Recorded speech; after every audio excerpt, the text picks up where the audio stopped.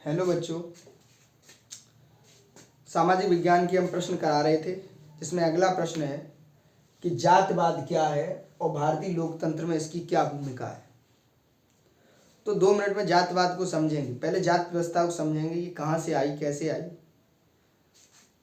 भारतीय समाज को चलाने के लिए पहले जब संविधान नहीं था या अंग्रेज भी नहीं थे, उससे भी पहले की बात है, आर्यों के समय की बात है, तो तब समाज को चलाने के लिए एक व्यवस्था बनाई गई जिसे वर्ण व्यवस्था कहा गया। वो किस लिए बनाई गई कि सबका कार्य विभाजन हो सके, कि कौन क्या कार्य करेगा। इस वजह से इस व्यवस्था को बनाया गया था। उस समय ये बताया जाता है कि ये जात व्यवस्था थी वो कर्म के आधार पे थी, जन्म के आधार पे नहीं थी। मतलब अगर हम कहीं भी पैदा हुए हैं, अगर हम पूजा पाठ का कार्य करते हैं तो हम पंडित होंगे। अगर हम सेना में जाते हैं, देश की रक्षा करने का काम करते हैं तो हम क्षत्रिय होंगे।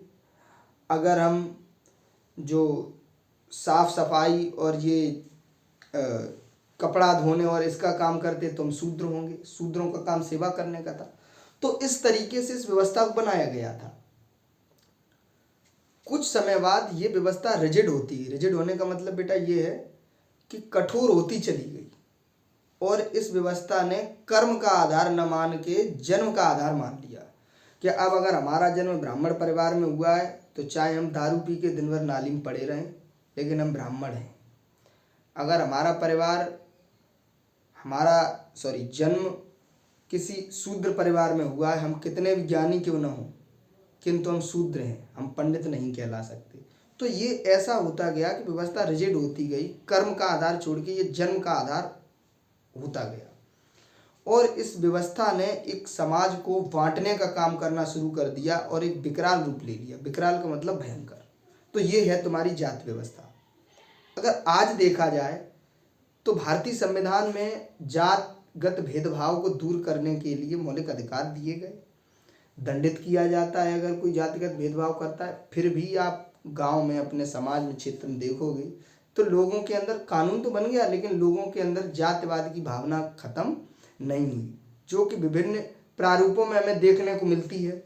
जब चुनाव होता है तो हम देखते हैं जात विशेष के लोग अपने जात विशेष के व्यक्ति को ही वोट करेंगे, चाहे वो वोट लेने लायक हो या ना हो, चाहे वो कितना भी शोषक हो, चाहे वो कार्य करे या ना करे, लेकिन वोट उसी को करेंगे। क्यों करेंगे? क्योंकि हम जातिगत रूप से उसकी तरफ झुके हुए हैं, हम जातिवादी हैं, इस वजह से हम करेंगे।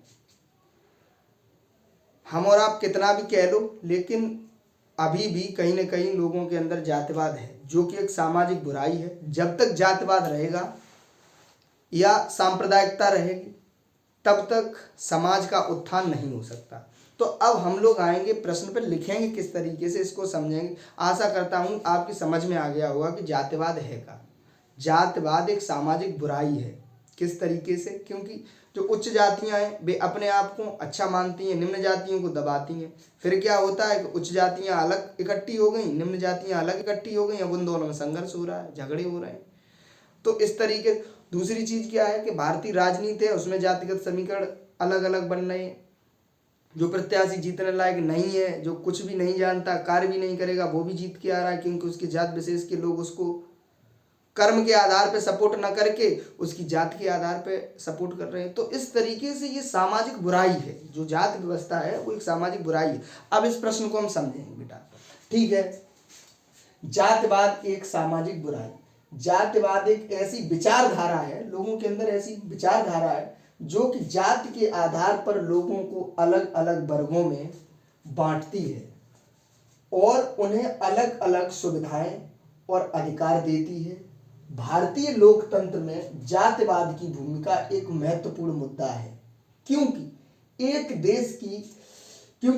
देश की एकता और अखंडता को खतरे में डालती है। समझ में आ गया होगा। भारत की एकता और अखंडता का मतलब क्या है कि हम लोग सब एकजुट रहें, हमें कोई अलग न कर सके, बांट न सके।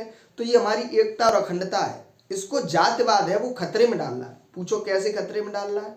तो इस तरीके से खतरे में डाल रहा है कि मान लो एक जात विशेष का कोई 5 लाख लोग रह रहे हैं किसी एक जाति के, उनको किसी ने अपने फायदे के लिए, अपना वोट बैंक बनाने के लिए उनको जातिगत दुर्भावना उनके अंदर भर दी कि दूसरी जात के लोग तुम्हारा शोषण करना चाहते हैं, तुम्हें दबाना चाहते हैं, हम तुम्हारी जाति के, हम तुम्हारे लिए भला करेंगे, ये करेंगे, वो करेंगे। अब क्या हुआ कि वो मुख्य जो अपना अखंड जो भारत है, अखंड समाज है, उससे वो कट के अलग हो गए। जो सामाजिक निर्णय लिए जाएंगे पूरे समाज के लिए, उनको वो अच्छा नहीं बताएंगे, उनसे टकराव करेंगे और अपनी अलग मांगे, अनुचित अपनी अलग मांगे करेंगे, जो कि अपने भारत की एकता और अखंडता को प्रभावित करेगी।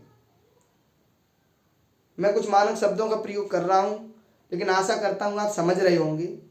देखिए, ये वीडियो उन बच्चों के लिए है जो बिल्कुल निम्न गांव, समाज, देहात से आते हैं और जो ऊपर जाना चाहते हैं, पॉलिटी को, हिस्ट्री, ज्योग्राफी को समझना चाहते हैं, तो उन्हें जो शब्दकोश है और जो सामाजिक समझ है वो किस तरीके से हम बनाएं, इसलिए है।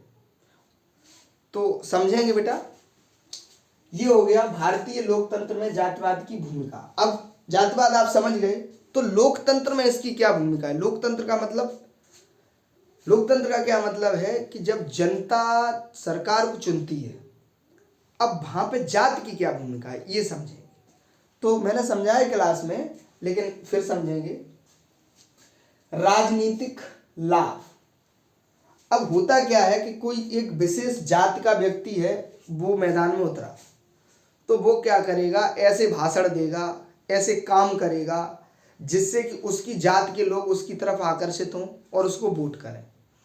तो राजनीतिक लाभ तो है ही है। समाज को बांटोगे तो क्या होगा, आपको वोट मिलेगा, वोट मिलेगा तो अब सत्ता में रहोगे, शोषण लगातार करते रहोगे। तो है ना, पहली चीज क्या है, राजनीतिक लाभ। जातिवाद का उपयोग राजनीतिक लाभ के लिए किया जाता है, जिससे राजनीतिक दल अपने वोट बैंक को मजबूत करते। समझ रहे हो। दूसरा है सामाजिक विभाजन। जातिवाद सामाजिक विभाजन को बढ़ावा देता है, जिससे समाज में एकता और अखंडता, जिससे समाज में संघर्ष होता है। ये क्या करता है कि भैया समाज को बांटने का काम करता है और आपस में लड़ाई झगड़े होंगे, संघर्ष होगा, जातिवाद होगा। तो ठीक है। आर्थिक असमानता। जातिवाद आर्थिक असमानता को बढ़ावा देता है, जिससे कुछ जातियों को अधिक लाभ होता है तथा कुछ जातियों को कम लाभ होता है। शिक्षा और स्वास्थ्य। जातिवाद शिक्षा और स्वास्थ्य सेवाओं में असमानता को बढ़ावा देता है। ठीक है। जैसे किसी एक पद पर बैठा हुआ व्यक्ति है, मान लो कोई शिक्षक है, वो अपनी जात के बच्चों को अलग तरीके से ट्रीट करता है, दूसरी जात के बच्चों को अलग तरीके से ट्रीट करता है, तो इसका मतलब वो जातिवादी है, उसके अंदर जातिवाद की भावना है। तो समाज को बांटने का काम करेगी कि नहीं, प्रभावित करने का काम करेगी कि नहीं। तो जातिवाद की भावना नहीं होनी चाहिए। तीसरी है शिक्षा और स्वास्थ्य। हो गया। जातिवाद शिक्षा और स्वास्थ्य सेवाओं को हो चुका है। चुनावी परिणामों पर जातिवाद की भूमिका। भारतीय राजनीति में चुनावी परिणाम जातिगत समीकरणों से प्रभावित होते हैं। जब प्रत्याशी उतारा जाता है तो पहले से ये सोच लिया जाता है कि किस जाति का वोट बैंक इधर अधिक है, उसी जाति का हम प्रत्याशी उतारें, जिससे कि वो जीत के आए। ठीक है ना। तीसरा है, आगे ये तो हो गए जातिवाद की भूमिका क्या है समाज में। अगला है जातिवाद के प्रभाव। अगर जातिवाद है समाज में तो उसका क्या असर पड़ेगा। समाज में तनाव। जातिवाद समाज में तनाव और संघर्ष को बढ़ावा देती है। देश की एकता और अखंडता। जातिवाद देश की एकता और अखंडता को खतरे में डालती है। आर्थिक विकास। जब हम आपस में लड़ते झगड़ते रहेंगे तो आर्थिक विकास कहां से होगा। तो इसमें भी लिखा हुआ है क्या, जातिवाद आर्थिक विकास को बाधित करता है, रोकता है। ठीक है। सामाजिक न्याय। जातिवाद सामाजिक न्याय को बाधित करता है। सामाजिक न्याय का मतलब ये है कि मान लो, सामाजिक न्याय कब होगा, तब होगा जब सब जाति और धर्म के लोगों को के साथ समान तरीके का व्यवहार किया जाए, चाहे वो किसी पद पर बैठा हुआ व्यक्ति हो, वो अपनी जाति को लाभ न पहुंचा के सभी जातों को समान पटल पर देखे। तब सामाजिक न्याय होगा। ठीक है, अगला है जातिवाद को खत्म करने के उपाय। तो ये तो जातिवाद के प्रभाव हो गए। अब है जातिवाद को हम खत्म किस तरीके से करेंगे। तो शिक्षा और जागरूकता, लोगों को शिक्षित और जागरूक करके जातिवाद को खत्म किया जा सकता है। साझा हितों को ध्यान में रखकर, जब हम सभी लोगों के हितों को ध्यान में रखेंगे, चाहे किसी जाति वर्ग का व्यक्ति हो, सबकी फायदा की बात करेंगे, तो फिर जातिवाद आएगा कहाँ से, खत्म हो जाएगा। तीसरी चीज है अंतरजातीय विवाह। तो जातिवाद को खत्म करने का ये भी एक तरीका हो सकता है कि जब अंतरजातीय विवाह होंगे तो क्या होगा, अंतरजातीय विवाह जातिवादी व्यक्ति करेगा ही नहीं। जब जातिवादी भावना खत्म होगी तभी अंतरजातीय विवाह होगा। तो ये भी एक जातिवाद खत्म करने का तरीका हो सकता है। जातिवाद फैलाने वालों पर कानूनी कार्रवाई होनी चाहिए। जातिवाद के खिलाफ सामाजिक अभियान चलाना चाहिए। तो इस तरीके से हम जातिवाद को खत्म कर सकते। आशा करता हूं आपको समझ में आया होगा। अगले प्रश्न के साथ फिर मिलते हैं। धन्यवाद।